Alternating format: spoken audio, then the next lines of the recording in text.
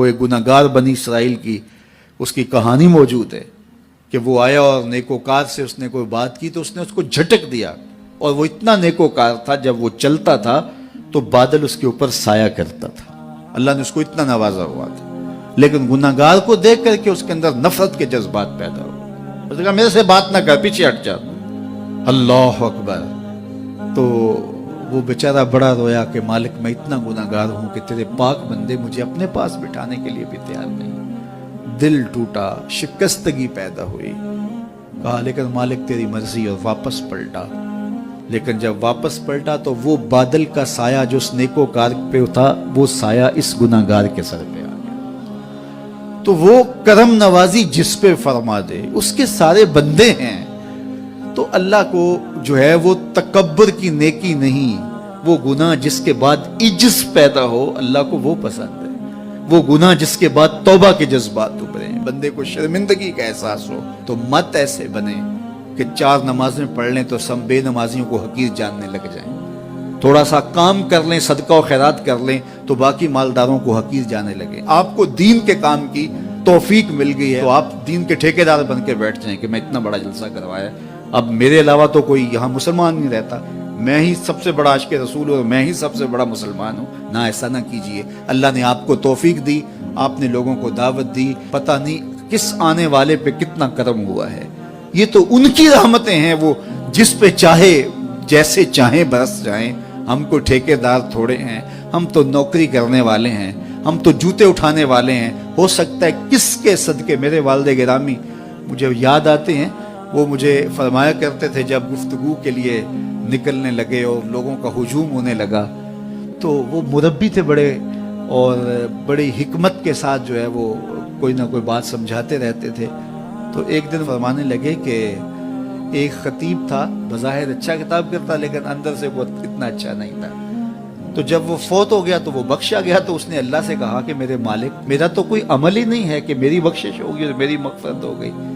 تو فرمایا کہ ہاں ہم تجھے جانتے ہیں، لیکن ایک دن تو کہیں واز کر رہا تھا، میرا ایک بندہ بیٹھا تھا، اس کو پسند آ گیا، میں نے اس کے صدقے تیری مغفرت فرمائی۔ اٹھ فریدا ستیا تے میلا ویکھن جا، اٹھ فریدا ستیا تے میلا ویکھن جا، وت کوئی بخشیا مل جاوے تے تو ہی بخشیا جا۔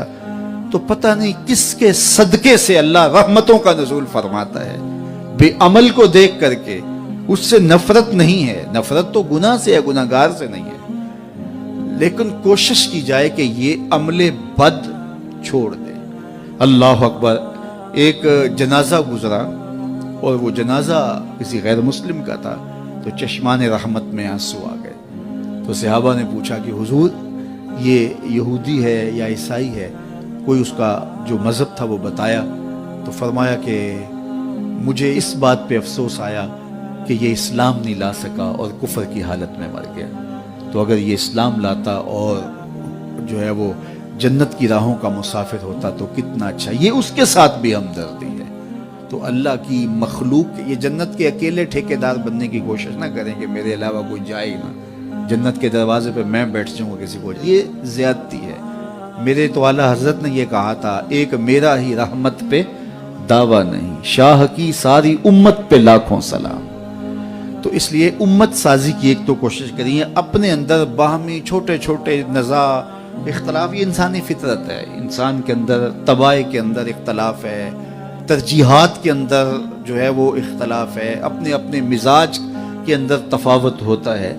تو ایسا نہ ہو کہ چھوٹی چھوٹی باتوں سے آپ جو ہے وہ امت کو پھاڑ چیر کے رکھ دیں، نہیں، بلکہ امت کا جو تصور ہے اس کو قائم رہنا چاہیے۔ تو گناہ کے بعد جب انسان کے اندر ندامت کا اظہار ہوتا ہے، وہ جو آنسو ٹپکتے ہیں، بندہ اپنے آپ کو چھوٹا سمجھتا ہے، میں اتنا گناہگار، میں پاپی، میں مجرم، میں میلا اتھرو، جب وہ اپنے آپ کو دیکھتا ہے کہ میں اتنا برا شخص ہوں، تو پھر اللہ کی رحمتیں اس کے اوپر متوجہ ہوتی ہیں۔ تو اس کو پسند ہے کہ جب بندے اس کے حضور عاجزی کرتے ہیں، اس کے حضور معافی مانگتے ہیں، تو مت کسی کو حقیر جاننا کہ یہ گناہگار ہے، نہ جانے اس کا انجام کیا ہو۔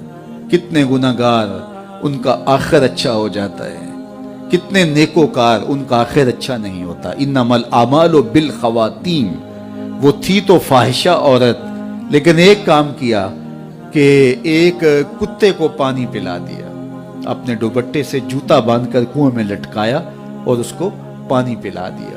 حدیث پاک میں آتا ہے اللہ اس کے صدقے سے اس کی خطائیں معاف فرما دی۔ اور ایک نے بلی کو مار دیا خاتون کو، اور وہ جہنم کی آگ میں جلنے لگی۔ اس لیے کون کس کا انجام کیا ہوتا ہے؟ ہمارے بزرگ فرماتے ہیں کہ بچے سے پیار کرو کہ اس کے گناہ کم ہیں، اور بڑے سے پیار کرو اس کی نیکیاں زیادہ ہیں، اس کی نیکیاں زیادہ ہیں۔ چھوٹے سے اس لیے پیار کہ اس کے گناہ کم ہوں گے، اور بڑے سے اس لیے پیار کہ اس کی نیکیاں زیادہ ہوں گی۔ اور اسی طرح جو ہے وہ خیال کرو کہ ہو سکتا ہے اس کا انجام بخیر ہو جائے اور اس کا آخر کتنا خوبصورت ہو۔ تو مت کسی کو حقیر جانیے گا، ایک میرا ہی رحمت پہ دعویٰ نہیں، شاہ کی ساری امت پہ لاکھوں سلام۔ تو حضور کی امت سے پیار کرو، مخلوق خدا کو جوڑنے کی کوشش کرو۔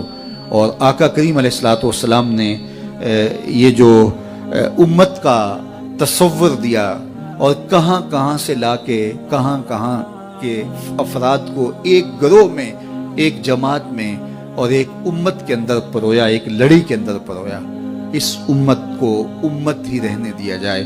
اللہ مجھے آپ کو اپنی پناہوں کا حصار عطا کرے۔